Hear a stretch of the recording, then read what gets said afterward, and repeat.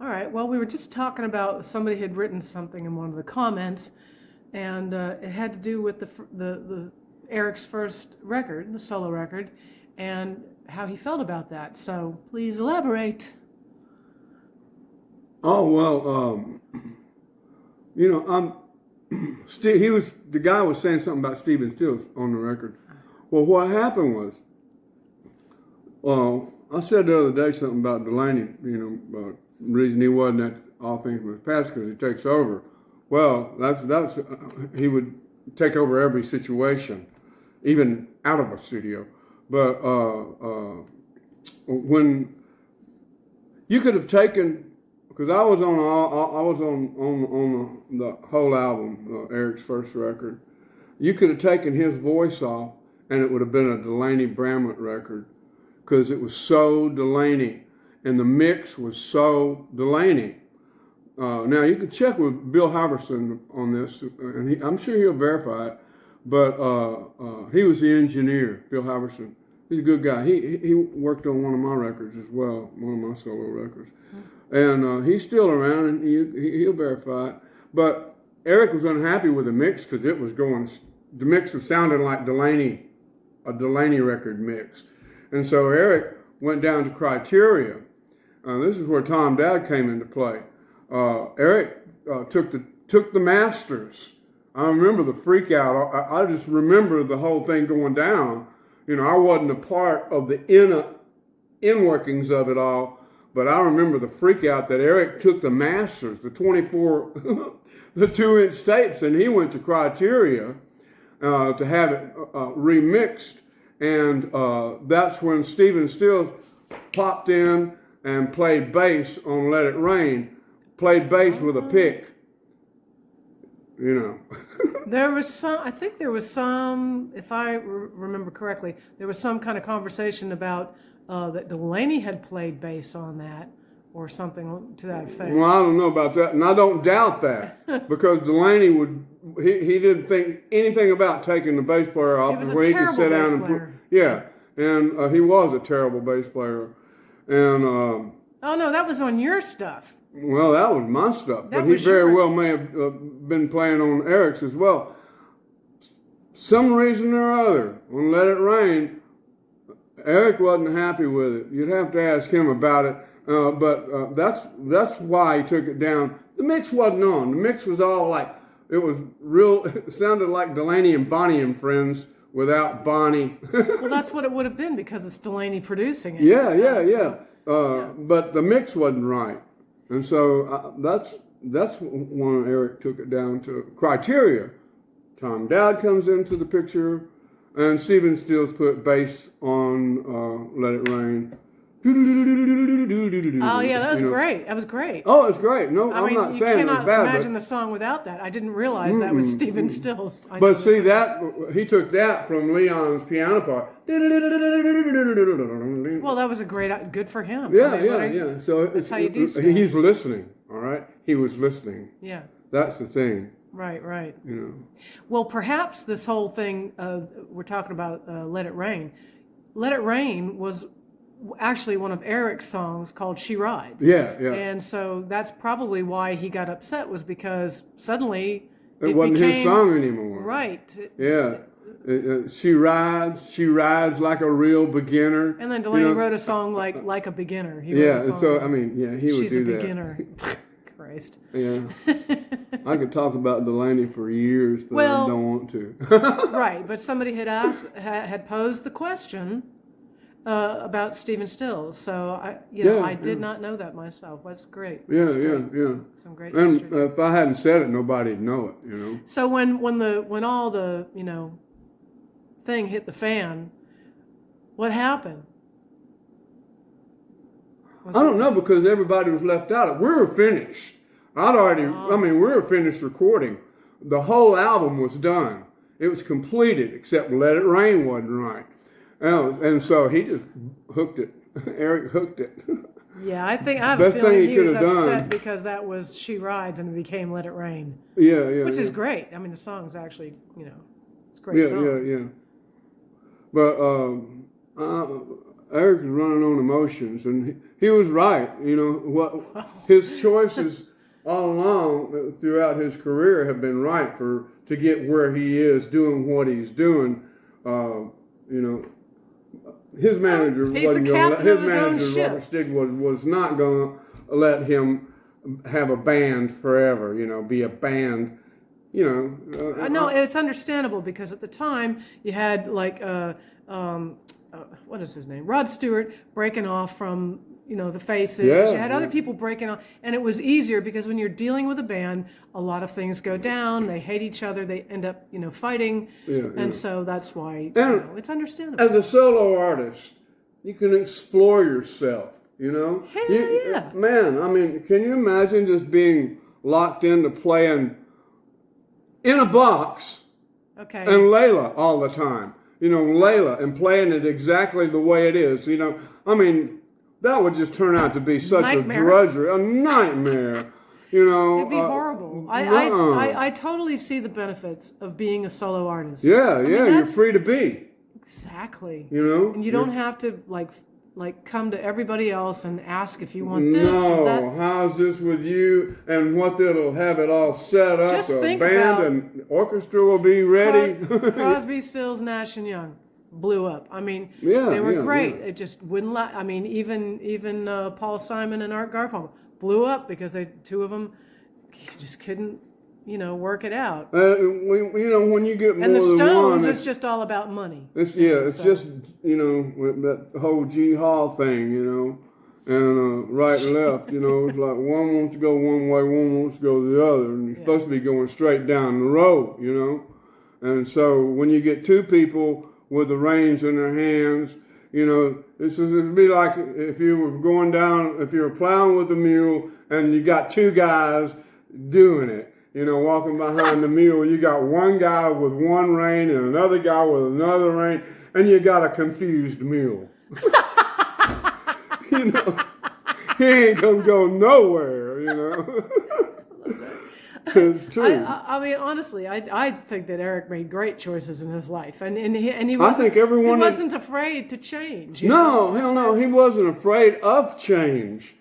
That he had to explore himself. That's why he locked himself away for 3 years. It's all understandable. Even if it wasn't a great situation. But the thing is like He didn't know as what he said, was going to do. with Delaney taking over, and as he does, and I've even listened to old stuff of mine that we did together, and it was horrible. It was just horrible. And so they have to be re-recorded if at all. But I think he made a great decision on moving that out of there. Absolutely. I'm glad we have these little discussions, because for what I know, it's like I don't go around talking about all this stuff. I'm busy painting. I don't go around thinking about Derek and the Dominoes every day, even though we got platinum and gold albums and all that nonsense. But you got George as well, and yeah, I got George all over. That's my favorite wall. It really is. And that album was outstanding, and I'm proud to have been an integral part of that whole thing, singing and playing, everything that I did, as well as the Layla album, But my favorite Layla record is the live album because, right.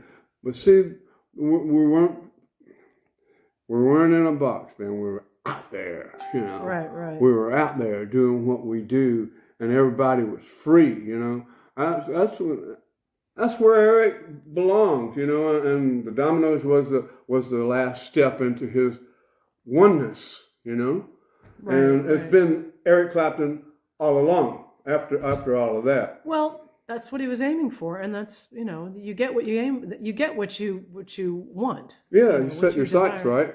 right, Exactly. I mean, I can't imagine keeping that ball rolling forever. That would have been horrible. Oh, Well, first of all, Lord, no. I mean, Jim Gordon's in prison, and Carl is gone. And that whole so. Tulsa time thing, I'm not going to get talking about all that. Well, the thing is must have been fun to be able to just do what you want. Yeah. You're at that point. But you got to be. It's a matter of choices. And you've got to be ruthless, and people don't like you being ruthless. And we talk about that. It's just being free. Yeah. And people won't like you because you've decided to move on. Yeah. We've done that. Yeah. I've done that, you've done that, and Yeah. hopefully everyone else will do that, you know? They won't stick to something that isn't working or You doesn't gotta feel be good. without Ruth. You know? That is just so bad. Isn't it bad? Well, anyway, I really love that. And I was going to mention that, oh, yeah, somebody had asked also, who was that playing on Devil Road? I haven't got a clue. Yeah. Jim Gordon was hiding It out wasn't in there. Eric. It wasn't Eric. It could have been anybody, but it certainly wasn't Eric. And Eric's worst condition, he would never sound like that. You know, somebody might have had an ear, but no, that was a whole ordeal. That Jim Gordon, he was a piece of work too. But I don't want to get off talking about him. No. Just that somebody had asked about who played guitar in there. It Yeah, doesn't have to go that whole thing. Some Anyway. of that was a mystery to me. You know, Right. it really is, because that was so secret. He took that to prison with him. You Well, know? and he went into the studio by himself, Yeah. you know, without telling He anybody. thought he could play piano. He thought he could sing. He sang like he was lost. Such a great drummer. A great drummer. Well, he wasn't content with being like the best drummer in the world. Well, look, I mean, we know a lot of guitar players that want to be stars, and Yeah, you know, yeah. it's just be a great guitar player. There's nothing wrong with that. Then all that other stuff will come to you. If you're going out for some level of notoriety in doing what you do, you're after the notoriety and you're losing grip of doing what you're doing. That other thing will come if you keep doing this right here. You know, Or other things will come. Other things will come. Other doors will open when Yeah. you let go. You might not have even and possibly dreamed in your wildest dreams. I mean, like you with painting, you know, you just, Yeah. I mean, you can't hold on to that past thing. It's not fruitful. It doesn't do anything for you, and it's wonderful to talk about. And we have these great memories. You have these great memories, and you can share with all these people that love your music. But suddenly the door opened, and now you're painting. So it's just another form of expression, of creative expression. It's as emotional, if not more so, because it reaches a broader range of emotion. Painting does. A song tells a story from the front to the end. It's like that, okay? You know, however long that song is, that's how long that story is. And that's all the emotion that's going to come out of it is like that. Not necessarily, because what happens afterwards, and you have it to carry it with absolutely, you. And all of that. So, you know, sorry. Well, it's true in both ways, you know, like a painting. Maybe when you're writing it, maybe there's a beginning and an end of that. Yeah, there's a story, all right? There's a story. There's a beginning and a middle and a release and an end, you know. Thorn Tree in the Garden, you know, it's real simple, real short, and it's like a one-page poem, you know. Right. So it doesn't really matter. All that doesn't really matter in the end. What does matter is doing it. You know, just go ahead and do it. You know, if that's what you're led to do, right? There won't be any way around it, and you'll be known for it. My goodness, I'm known for my ability and my painting. I mean, I've had a dozen times somebody on say, "You mean he's that Bobby Whitlock?" Yeah. So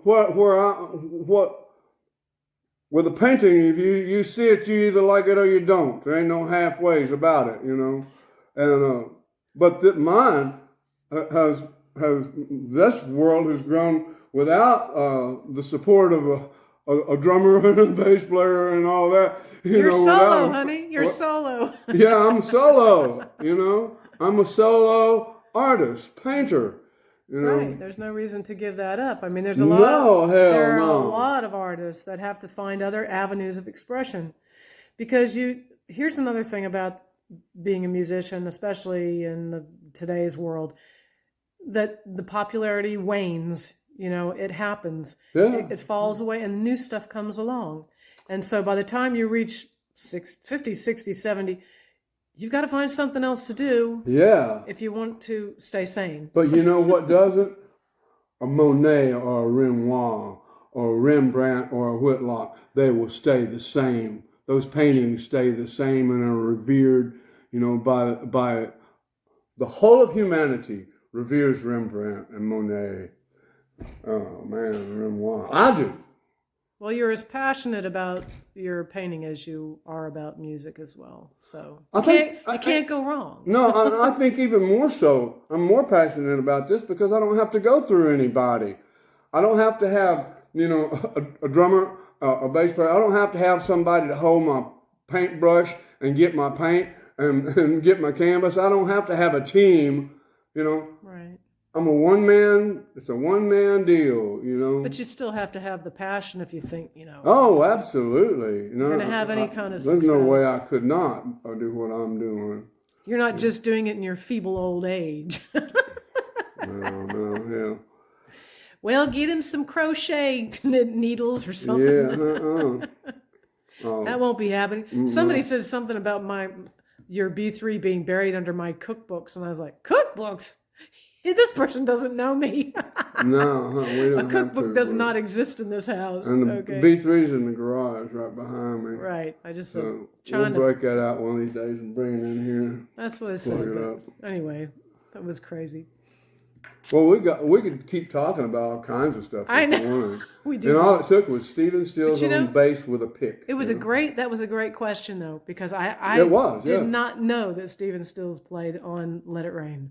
Yeah, he I sure was did. completely unaware of that. I don't was know not how. surprised when I heard about it, though, because I know Stephen, or I knew him. Yeah.